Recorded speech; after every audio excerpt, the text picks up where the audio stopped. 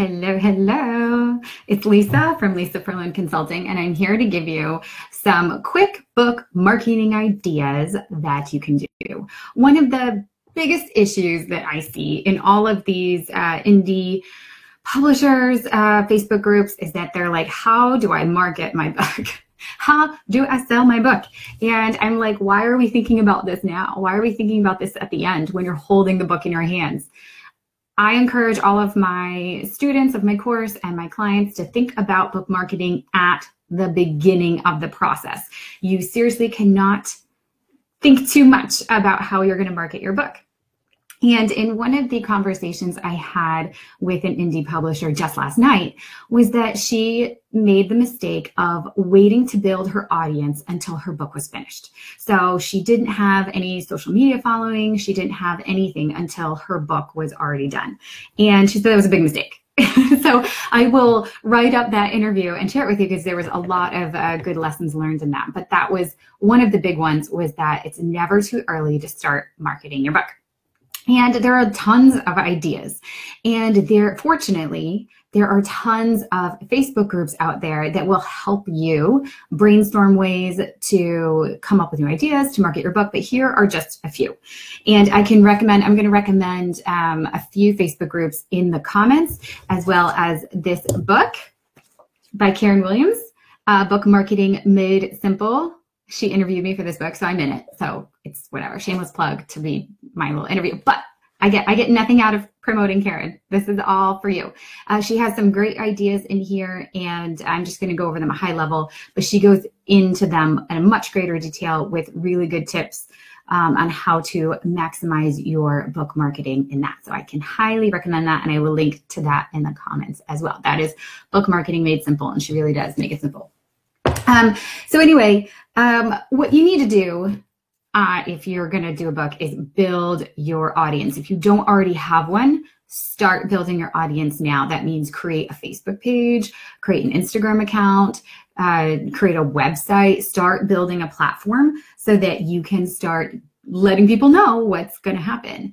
And that is the next step, is warming up your audience. So, keep people apprised of what you're doing and say, okay, and one of my friends did this really well. She was is putting together a children's illustrated book, and she started sharing some of the illustrations as they were coming in and saying, what do you think? What do you think about this? Let me know. Give it a heart if you like it, share if you like it. And so that really helped her audience know what was coming, and it helped her grow her audience because people were sharing what she was doing. So build an audience and warm them up. Let them know what's coming so they can get excited.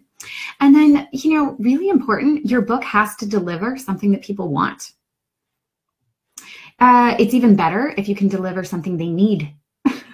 Now, a lot of people are saying, I'm going to do fiction. I'm not going to do nonfiction. I'm going to do fiction. I'm going to make up a story. How do I make sure that this is something that people need in their lives? It's a fiction. It's a story. So people love stories. People love escapism. They love escaping reality. So, encourage them to learn about the characters. And, just like we fall in love with characters in books, have your audience fall in love with the character in your book and care about your character. And that is your burden, is to figure out how to get your audience to fall in love with your character and why. Why is their character relatable, or why are they going to cheer for your character? All right. So deliver what your audience wants, preferably what they need, because then they will be a loyal audience. And then also a really good idea that one of my friends is doing, Lola Okerstrom. She has an Instagram account for her book. And what she's doing is she is re-Instagramming all the pictures people take of her book cover. So people are taking pictures and they're tagging her in it, and then she is sharing it. And so you can see her book around the world. You can see her book cover in Russian and in Spanish and in French and in English. You could see the different book cover in all of the different languages. And it's really cool to see, these people's homes. You see a little bit of like their homes and stuff. It's really cool to see like where her book is being read, and it gives you a sense of that you'll be included. If you share a picture of her book cover, you will be included on her Instagram feed, and it will, It's nice. It's just a nice thing. So think about that.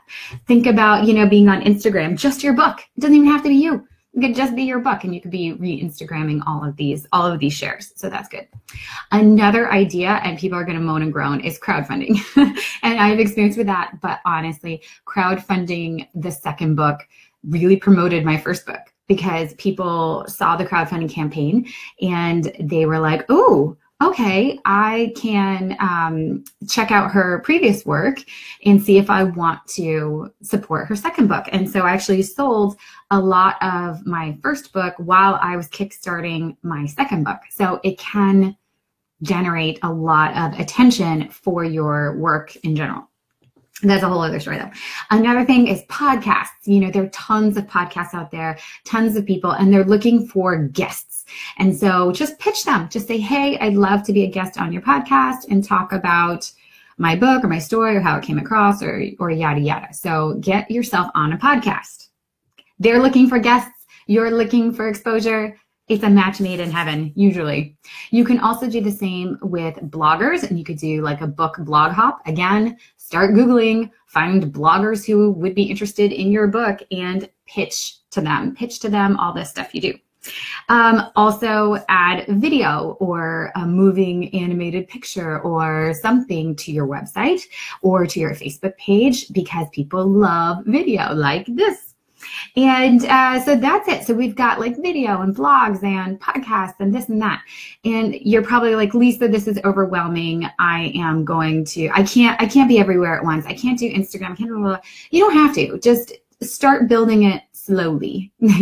There are no quick and easy ways to do this. It is a slow and steady race. And moves that you make now, you might not see the end result of those moves until like 2 years later. And I know that's disheartening to hear, but honestly, your book will be around for forever.